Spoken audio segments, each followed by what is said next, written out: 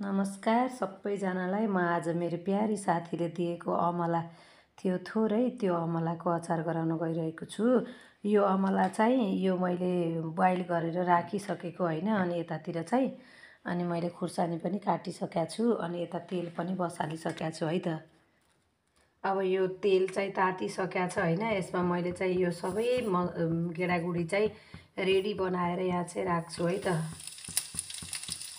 म यो गेडागुडीलाई यसरी चलाउँछु। यो मजाले तातिसकेको छ तेल होइन, त्यसैले यो गेडागुडी धेरै बेर लाग्दैन यो पाक्नको लागि। अनि अब म यसमा अघि राखेको बोइल गरेर बनाएको चाहिँ अमला राख्न गइरहेको छु है त।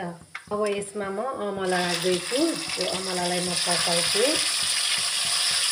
यसरी सबै अमला राखेर यसलाई मैले पकाउँछु।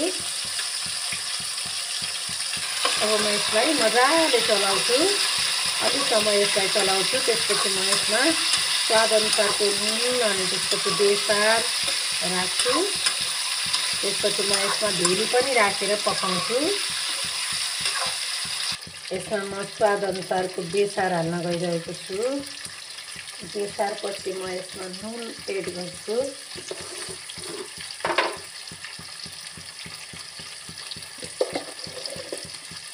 नुन राखेँ।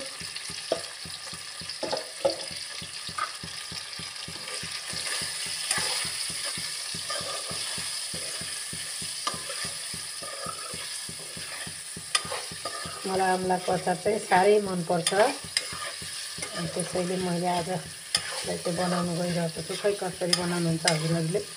म त यसरी बनाउँछु। अब यसमा चाहिँ भेली राख्छु। म भेली राखेर पकाउँछु।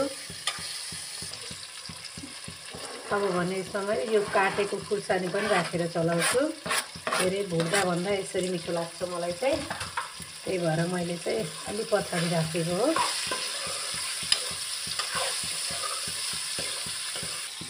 भेलीको डल्लो नै राख्दा चाहिँ गाह्रो हुन्छ, त्यसैले मैले यसलाई काटेर अनि बल्ल राख्छु। यसमा भेली राख्न गइरहेको छु है त म।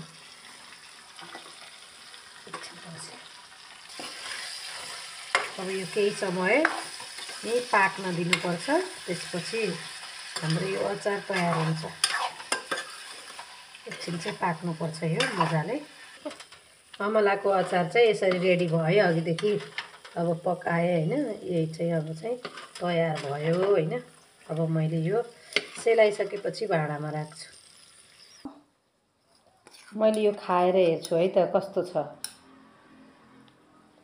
वाउ, कस्तो मिठो, एकदमै मिठो बनेको छ ल।